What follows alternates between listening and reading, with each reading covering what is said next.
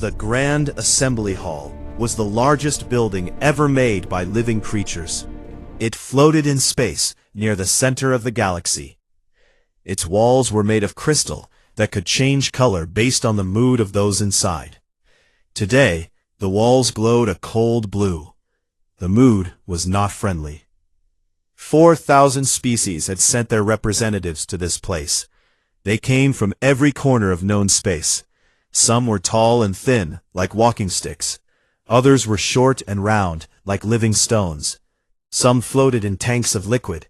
Others existed as clouds of gas, held together by magnetic fields. They were all different, but today they agreed on one thing. Humanity had to go. Ambassador Elena Vasquez stood alone on the speaking platform. She was 53 years old, with gray hair cut short, and eyes that had seen too much. Behind her, the empty seats of the human delegation reminded everyone that she had come alone. She had known what today would bring. The speaker of the assembly was a creature called Vorithax. It belonged to a species so old that they had forgotten their own homeworld. Vorithax had no face that humans could read, but its voice carried clearly through the translation systems. The vote concerns the continued membership of the species known as humanity in the Galactic Concord, Vorithax announced. The charges are as follows: civilizational incompatibility, dangerous rate of expansion, unpredictable behavior, excessive aggression, failure to follow established protocols of peaceful development. Elena listened without expression. She had read the charges many times. She knew them by heart. The human species was admitted to the Concord 200 standard years ago, Vorithax continued. In that time, they have expanded to 347 star systems. They have involved themselves in 4 regional conflicts. They have developed weapons that were not approved by the Technology Council. They have refused to share their medical advances with the Concord. They have been difficult. A sound moved through the assembly. It was not quite laughter, but it carried the same meaning. Yes, the gathered species agreed. Humans were difficult. Humans were a problem. Humans needed to be removed. Does the human representative wish to speak before the vote? Vorithax asked. Elena stepped forward. I do not wish to argue against the charges, she said. Her voice was calm. I only wish to ask a question. Why now? We have been members for 200 years. What has changed? The assembly grew quiet. No one answered. I see, Elena said. She stepped back. Please continue with the vote. The voting began. Each species had one vote, no matter how large or small their population. In reality, it meant that the oldest and most powerful species could easily convince the smaller ones to vote their way. Through threats, through bribes, through simple pressure applied over centuries. The Etherians voted first. They were the oldest species in the Concord. They abstained, as they always did on controversial matters. They preferred to watch and judge. The collective voted yes.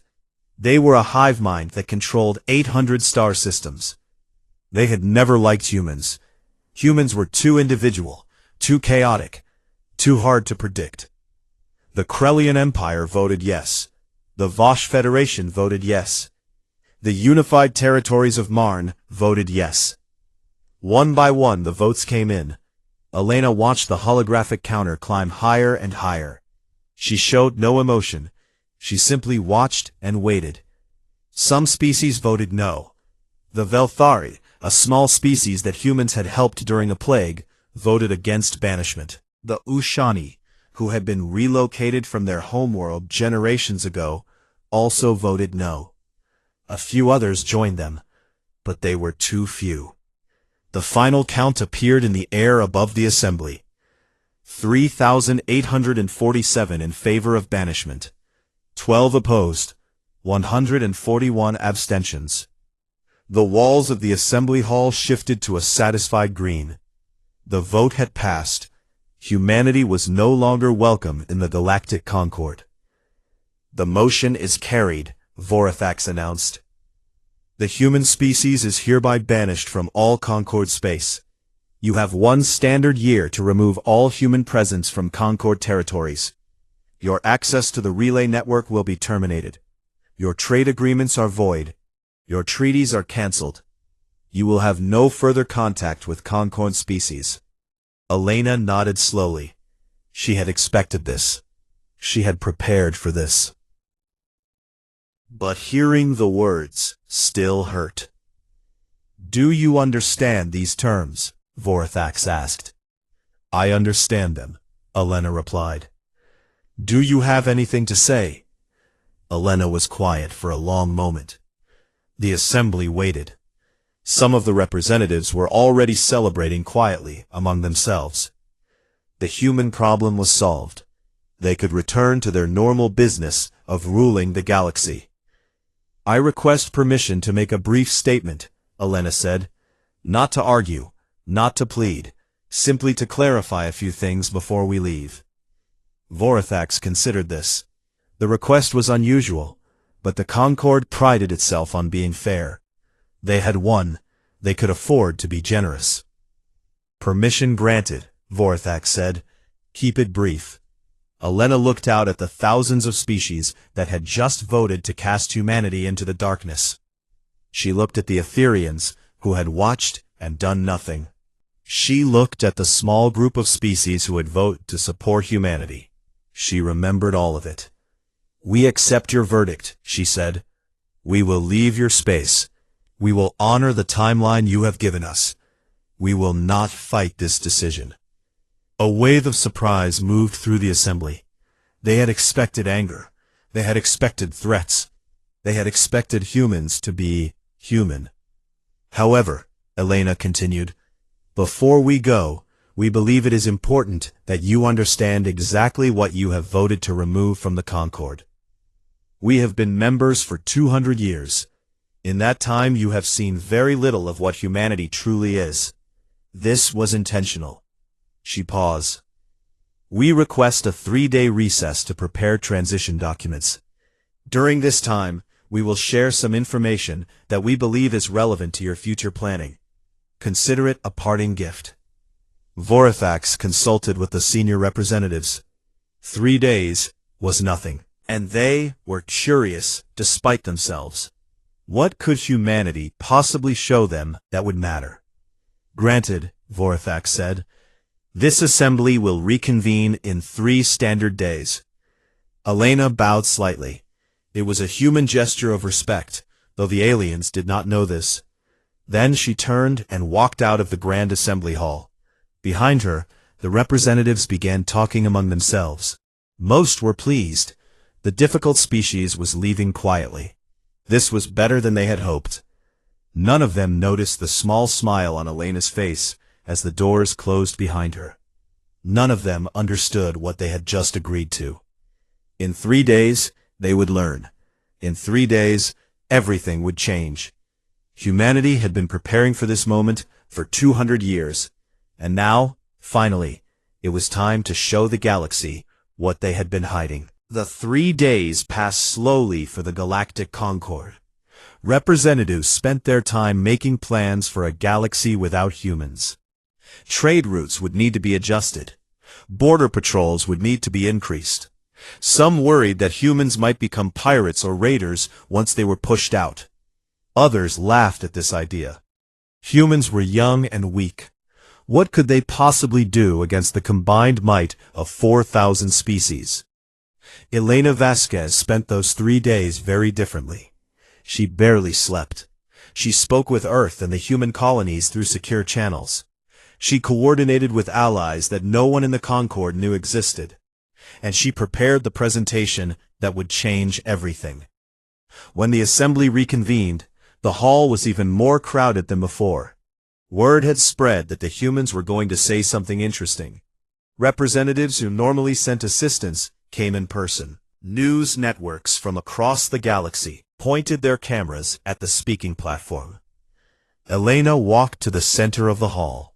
She looked tired, but calm. In her hand, she carried a small device no larger than a human finger. Thank you for granting this time, she said. What I am about to show you is not a threat. It is not a plea for mercy. It is simply the truth. What you do with this truth is your choice. She activated the device. Holographic images appeared throughout the assembly hall. Every representative could see them clearly. Every news network began broadcasting.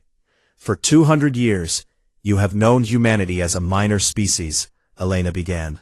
Young, aggressive, clever, but primitive. You have seen our public fleet of 12,000 ships.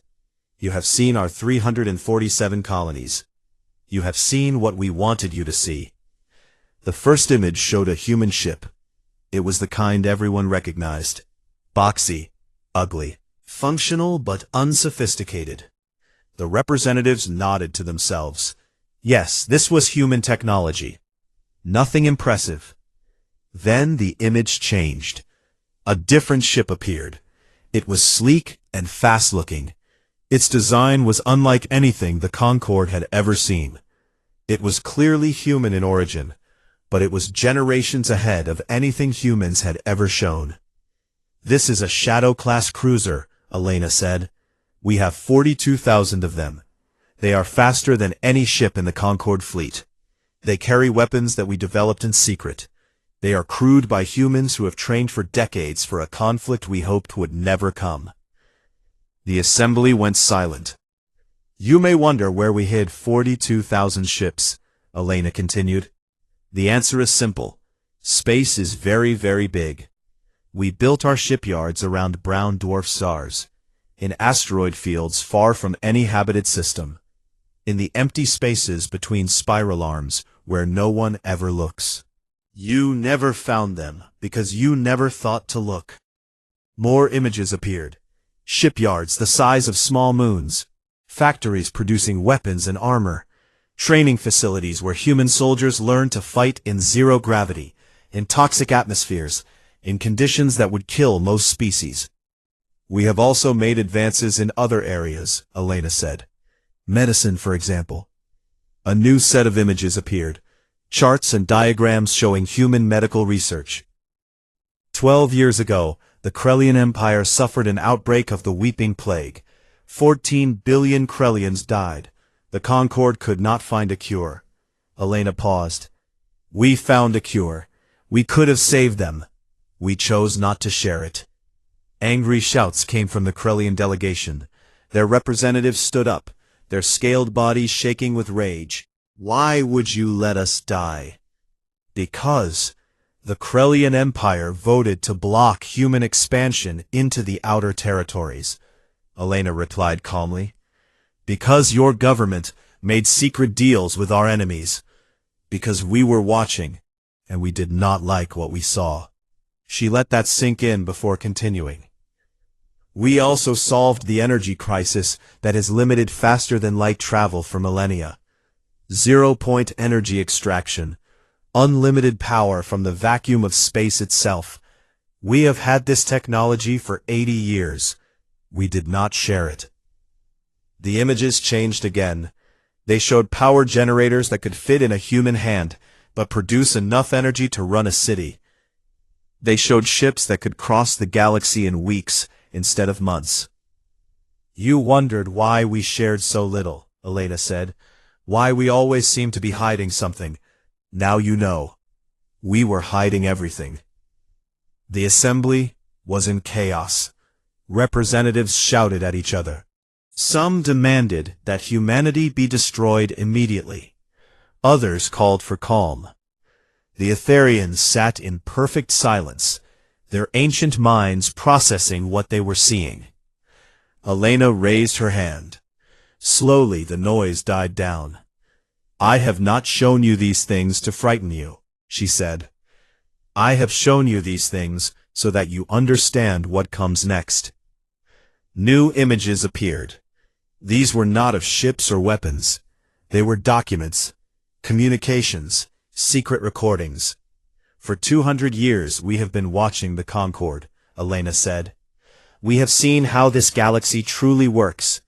We have seen the corruption, the exploitation, the secret deals made in dark rooms. The images showed Concord officials taking bribes. They showed elder species forcing younger ones to vote certain ways. They showed the true reason for humanity's banishment. It had nothing to do with aggression or unpredictability. You did not vote to banish us because you feared what we are, Elena said. You voted to banish us because you feared what we might discover. You feared that we would learn the truth about the Concord, that we would see through the lies, that we would tell others what we found. She pointed to a section of the assembly where several small delegations sat together. The Velthari were promised development aid that never came. The Yushani were relocated from their homeworld to make room for a hyperspace lane that benefits only the wealthy systems. The Kreth have been denied membership for 300 years because their resources are too valuable to share. The named species looked at each other. Some of them had suspected these things. Now, they had proof. You wanted us gone because we were starting to make friends, Elena said. The wrong kind of friends. The kind who demand answers. She turned to face Vorathax directly. You have voted to banish humanity. We accept this. We will leave, but we will not leave quietly, and we will not leave alone. The device in her hand pulsed once. The presentation ended. In 3 days I will return to this assembly. I will present humanity's terms for our departure. You are free to reject them, but before you do, I suggest you consider carefully what it means to have humanity on the outside looking in. She walked toward the exit. The representatives parted before her like water around a stone. No one tried to stop her. No one knew what to say. At the door, Elena paused and looked back. We are not your enemies, she said. We never were. But we are no longer willing to be your victims. 3 days, honored representatives. Use them wisely. Then she was gone, and the galaxy would never be the same. Panic spread through the Concord like fire through dry grass. In the 3 days after Elena's presentation, more emergency meetings were held than in the previous century combined. Military commanders gathered in secret rooms to discuss options. Politicians made desperate calls to allies. Spies worked overtime, trying to confirm what humanity had revealed. The news was not good. Human merchant ships had been quietly positioning themselves near critical infrastructure for decades. Power stations, communication relays, food distribution centers. The ships had done nothing threatening. They simply sat there, waiting. Now everyone understood what they had been waiting for. Attempts to move against these ships failed immediately. When Concord vessels approached, the human ships simply moved away. They were faster, much faster. It became clear very quickly that if humanity wanted to cause damage, no one could stop them. They just waited. When the assembly reconvened for the 3rd time, the mood had changed completely. The cold blue light was gone. The walls flickered between colors as thousands of species experienced fear, anger, and confusion all at once. Elena Vasquez walked to the speaking platform. This time, she was not alone. Behind her came representatives from 47 different species. Some were well known, like the Velthari and the Yushani. Others were species so minor that most Concord members did not even know their names. They walked together, standing with humanity, forming a wall of solidarity that no one had expected. What is this? Vorathax demanded. This is a human matter. These species have no place here. With respect, Elena replied, these species have every place here. They are our allies, our friends. They have agreed to stand with humanity, whatever comes next. Her name was Calixia, and her people had been exploited by the Concord for centuries. Their homeworld had been strip-mined to fuel the expansion of wealthier species. Their population had been reduced to a fraction of what it once was. They had been forgotten by everyone except humanity. The humans came to us 50 years ago, Calixia said. Her voice was soft, but carried through the silent hall. They did not ask for anything. They offered help, medicine, technology, protection. When we asked why, They said it was because no one else would. An Ushani representative spoke next. His people had been forcibly relocated 3 times in the last 1,000 years. Each time, it was to make room for projects that benefited the elder species. Each time they lost more of their culture, their history, their identity. Humanity helped us preserve our heritage, he said. They built archives to store our records. They funded expeditions to recover artifacts from our abandoned worlds. They treated us like we mattered. No one else did. One by one, representatives from the 47 allied species spoke. They told stories of human kindness, human generosity, human willingness to help those who had been abandoned by the rest of the galaxy.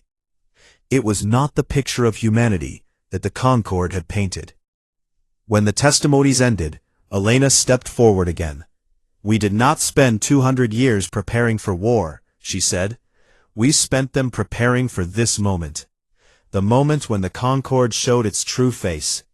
The moment when we could stand here, surrounded by friends, and offer a different path. She activated her device. A document appeared in holographic form, visible to every representative. These are humanity's terms, Elena said. Not for our departure, for our continued participation in a reformed galactic concord. This was not what they had expected. They had prepared for demands, for threats, for ultimatums. Instead, humanity was offering to stay. Term 1, Elena read, the Concord will reform its voting system. Every species will have equal representation, regardless of age, power, or wealth. No more backroom deals, no more pressure campaigns. One species, one vote, freely cast. Murmurs spread through the hall. This would destroy the power structure that the elder species had built over millennia. Term 2. All species that have been exploited, displaced, or harmed by Concord policies will receive full reparations. Homeworlds will be returned where possible. Resources will be redistributed fairly. The debts of the past will be paid. The murmurs grew louder. This would cost trillions. It would require the wealthy species to give up advantages they had held for centuries. The technologies that humanity has developed will be shared freely with all species that agree to the new charter. Medicine, energy, transportation, everything. The days of hoarding knowledge for profit are over. Now there was real noise. Some species were excited. Free technology could change everything for the smaller civilizations. But the corporations and wealthy powers who had profited from controlling technology were horrified. Term 4, Elena paused. Any species that refuses these terms may continue as before. They may leave the reformed Concord and govern themselves as they wish. We will not force anyone to join us. This surprised many. They had expected humanity to demand total submission. Instead, they were offering a choice. However, Elena continued, those who refuse should understand what waits outside our protection. We have spent 2 centuries mapping the dangers that exist in the dark spaces between stars. Things that the Concord has ignored because they were inconvenient. Things that will become everyone's problem eventually. She showed images. Strange creatures that lived in the void. Energy beings that consumed starships. Ancient machines left behind by species long dead. The galaxy was not as safe as the Concord pretended. We have been fighting these threats in secret for decades, Elena said. Protecting Concord space without asking for thanks. If you reject our terms, that protection ends.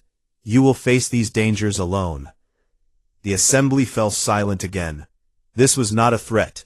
It was a simple statement of fact. Humanity had been keeping them safe, and they had never known. You voted to make us outsiders, Elena said. You wanted us gone. Now you must decide if that is still what you want. You can have us as enemies, alone in the dark, with all our ships and all our technology pointed inward. Or you can have us as partners, helping to build something better than what exists today. She looked around the hall at the thousands of species watching her. We are not asking you to like us. We are not asking you to trust us. We are asking you to look at your own history and decide if you want to continue down this path. The exploitation, the corruption, the lies. Is this the galaxy you want to live in? She gestured to the allies standing behind her. 47 species have already decided. They have chosen hope over fear, change over tradition. They have chosen to believe that the galaxy can be better. Elena stepped back from the speaking platform. You have 1 week to decide. Vote however you wish, but understand that this is the last time humanity will make this offer. If you reject our terms, we will leave, and we will take our friends with us. You will never see us again until it is too late. Her allies followed. At the door, she stopped one final time. We did not come to the stars to conquer, she said. We came because we believed there was something beautiful waiting for us. We still believe that. But beauty must be fought for, defended, built through sacrifice and struggle. That is what we are offering, the chance to build something beautiful together. She left the hall. The assembly remained in stunned silence. 1 week. They had 1 week to decide the future of the galaxy. And for the first time in thousands of years, the choice was not in the hands of the powerful. It was in the hands of everyone. The week that followed was the most chaotic in Concord history.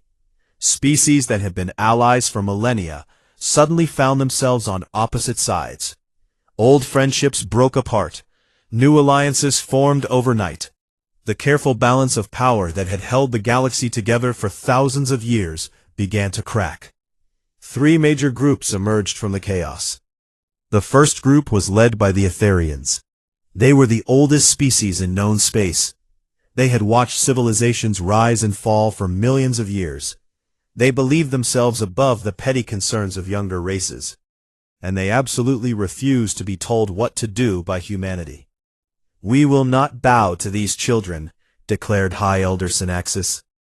The Etherian spoke through a translation device, but its contempt was clear in any language. They have been among the stars for barely a heartbeat. Who are they to demand change from us? 3,000 ships, ancient and elegant, carrying weapons that had destroyed empires. They believed that a show of force would remind humanity of its place. They were wrong. The second group was made up of corporate species. These were civilizations that had built their entire existence around profit. They controlled trade routes. They owned the factories that produced technology. They charged whatever they wanted because no one could stop them. Humanity's offer of free technology threatened everything they had built. If humans share their advances, our entire economy collapses, said Director Mox of the Venari Trade Consortium. We cannot allow this. We must find another way. The corporate group did not build fleets. They built economic weapons instead. Plans to freeze human assets. Strategies to cut off human supply lines. Methods to make humanity so poor that they would have no choice but to surrender. The third group simply watched and waited. These were the species who had no strong feelings either way. They did not love the current system, but they feared change. They wanted to see which side would win before they chose. And then there were the 47 allied species, plus humanity, plus a growing number of others who had heard Elena's speech and seen the truth of what she said. Every day, more species quietly sent messages to the human delegation. They wanted to know more. They wanted to join. The Etherian fleet moved first. They gathered in a region called the Veiled Nebula. It was beautiful space, filled with colorful clouds of gas and newborn stars. The Etherians had claimed it as their territory thousands of years ago. They believed it would be the perfect place to teach humanity a lesson. Human ships arrived 3 days later. There were only 500 of them, facing 3,000 Etherian vessels. The Etherians felt confident. Numbers were on their side. Experience was on their side. History was on their side. The battle lasted 11 minutes. Human ships did not fight the way Concord species expected. There were no elegant formations. No formal declarations. No pauses for negotiation. The human vessels moved like a swarm of insects, fast and unpredictable. They attacked from every direction at once. Electronic warfare came first. Human systems sent out signals that blinded Etherian senses. Suddenly, the ancient ships could not see their enemies. They fired at shadows while human vessels danced around their weapons. Then came the drones. Millions of tiny machines, each no larger than a human fist. They swarmed over Etherian hulls, cutting through armor, disabling weapons, destroying engines. The Etherians had never seen anything like it. Some Etherian captains tried to retreat. They quickly discovered that human ships were faster, much faster. Human crews could survive acceleration forces that would turn most species to liquid. They caught the fleeing ships easily. When the battle ended, every single Etherian vessel was disabled. Not destroyed, disabled. Human marines boarded the ships and secured the crews. Medical teams treated the wounded. Prisoners were given food and water and comfortable places to rest. The Etherians had expected death. Instead, they received mercy. "We do not want your destruction," Elena's message told them. "We want your participation. Go home, tell your people what happened here. Tell them that humanity is not their enemy. Tell them that there is still time to choose a different path." The Etherian fleet limped home. High Elder Synaxis did not speak publicly for many days. When it finally addressed its people, its words were very different from before. "We were wrong," Synaxis admitted. "We underestimated humanity. We let our pride blind us. Perhaps it is time to listen instead of lecture." The corporate species learned their lesson differently. Their economic attacks began well. Human assets were frozen. Human trade routes were blocked. Human merchants found themselves unable to buy or sell in Concord markets. The corporations celebrated. They had found humanity's weakness. But the celebrations did not last long. It turned out that human traders had spent 2 centuries making themselves essential. They carried medicines that no one else produced. They transported food to colonies that depended on outside supplies. They provided services that kept critical systems running. Within 2 months, the corporations' own economies began to collapse. Factories shut down because they could not get raw materials. Colonies starved because food shipments stopped. Medical crises erupted because treatments were no longer available. The corporations had thought they were punishing humanity. Instead, they had punished themselves. One by one, corporate leaders sent secret messages to Elena. They wanted to negotiate. They wanted to find a compromise. They wanted the pain to stop. "There is no compromise," Elena replied. "There is only the choice we offered. Join us or leave. Those are your options." Some corporations chose to leave. They gathered their resources and retreated to distant parts of the galaxy, hoping to rebuild their empires far from human influence. Most of them would fail. The galaxy they had known was already dying. Others chose to stay. They accepted the new rules. They agreed to share their technologies and open their markets. It was painful. It cost them fortunes, but it was better than the alternative. The third group, the Watchers, finally made their decision. They had seen the Etherian fleet destroyed without a single human ship lost. They had seen the corporate powers brought to their knees. They understood now that resisting humanity was pointless. But more importantly, they had seen how humanity treated its defeated enemies. No revenge, no cruelty, no demands for submission, just a simple offer. Join us and help build something better. That was what convinced them, not the power, the mercy. Species after species announced their support for the new charter. The numbers grew every day. What had started as 47 allies became 100, then 200, then 500. The old Concord was dying. Something new was being born. And through it all, Elena Vasquez worked without rest, negotiating, planning, building the framework for a new galactic civilization. She had not slept properly in months. Her health was failing, but she refused to stop. "We are so close," she told her staff. "I can see it. A galaxy where every species has a voice, where no one is exploited, where the strong protect the weak instead of preying on them. We are so close." She would not live to see the final result. She knew this. The doctors had told her years ago that the stress would kill her eventually. But she did not care. This moment, this chance to change everything, was worth any price. And somewhere in the dark between stars, the hidden human fleet waited, ready to defend, ready to protect, ready to ensure that the galaxy Elena dreamed of would actually come to exist. The old order was falling, the new order was rising, and humanity, the young species that everyone had dismissed, stood at the center of it all. 1 year had passed since the vote to banish humanity. The Grand Assembly Hall looked different now. The old seating arrangement was gone. No more sections for powerful species at the front. No more distant corners for minor civilizations.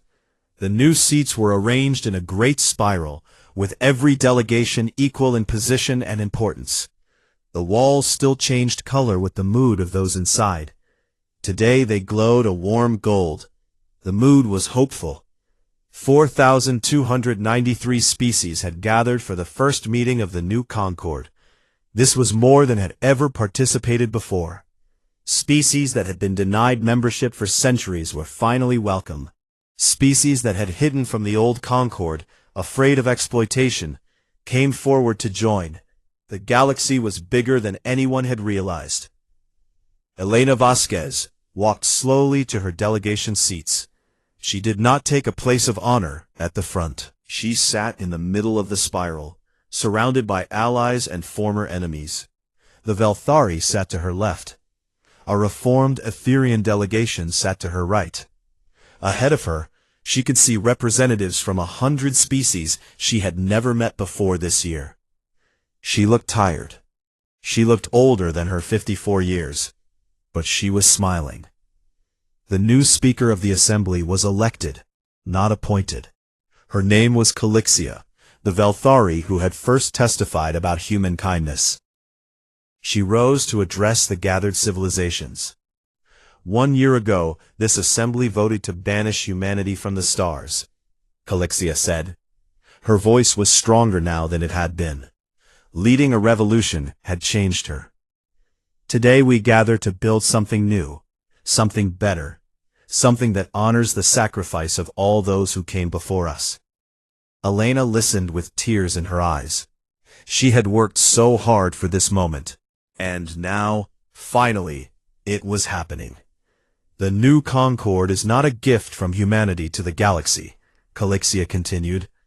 It is a partnership, a promise, a commitment from every species here that we will do better than those who came before us, that we will protect the weak, that we will share our knowledge, that we will face the darkness together. The assembly responded with sounds of agreement in 1,000 different languages. The translation systems struggled to keep up. We have much work ahead of us, Calixia said. Reparations must be paid. Displaced peoples must be helped to return home. Technologies must be shared. Old wounds must be healed. This will take years, decades, perhaps centuries, but we begin today. She called for the vote on the new charter. It was a formality at this point. Everyone knew it would pass. But the ceremony mattered. Every species needed to make their choice publicly, in front of the entire galaxy. Unlike the old system, there were no shortcuts. Every delegation spoke before casting their vote. They explained why they were joining. They made promises about how they would contribute. Some apologized for past actions. Others expressed hope for the future.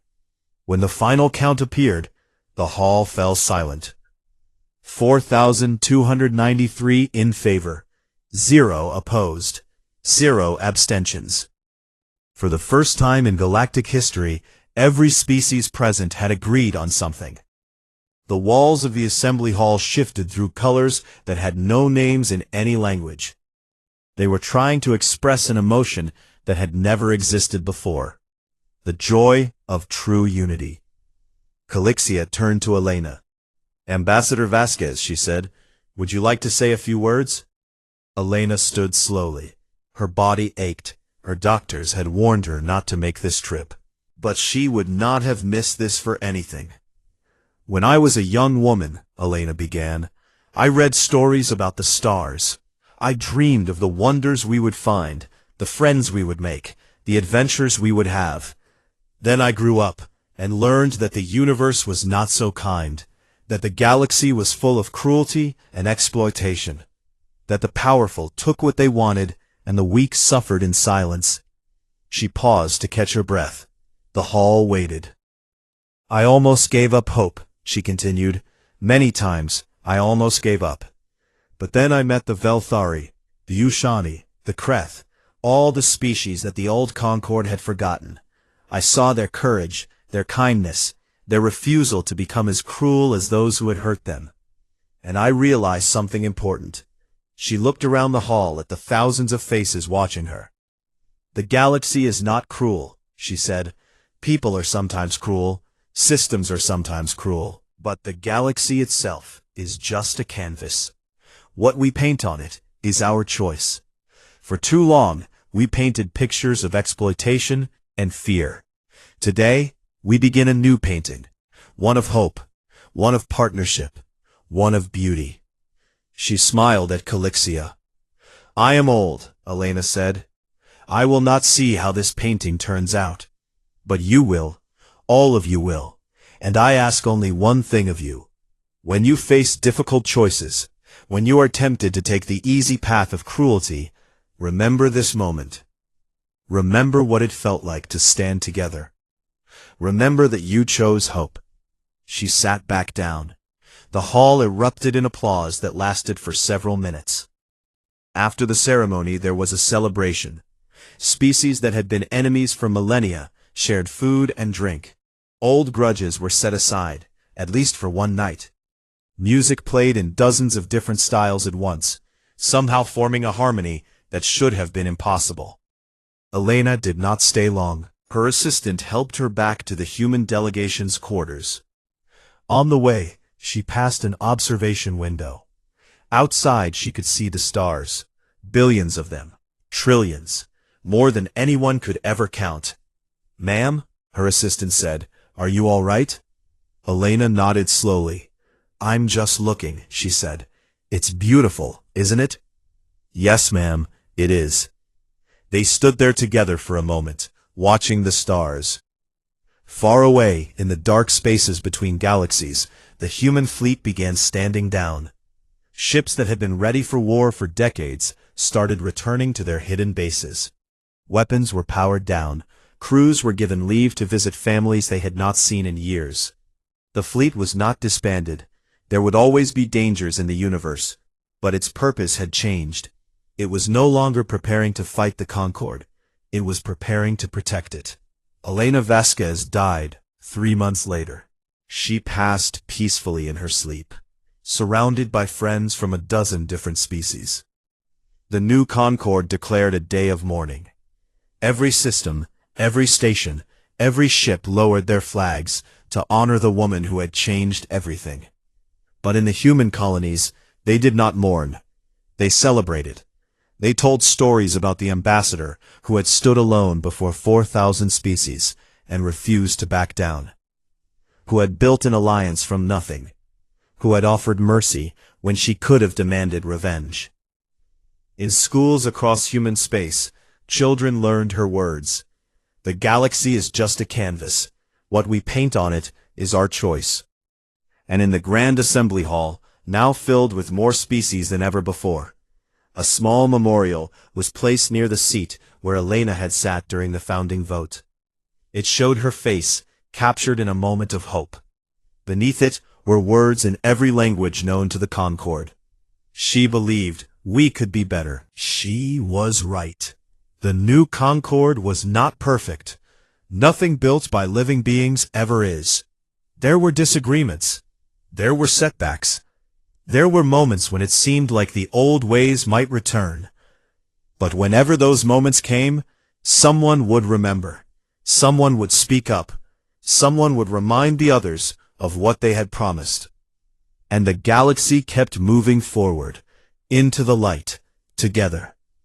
This is how humanity saved the galaxy. Not through conquest, not through fear, but through patience, preparation, and the stubborn belief that beings could change, that the future could be better than the past, that hope was worth fighting for. The vote to banish Earth had passed, and then humanity made their terms clear. The galaxy was never the same again.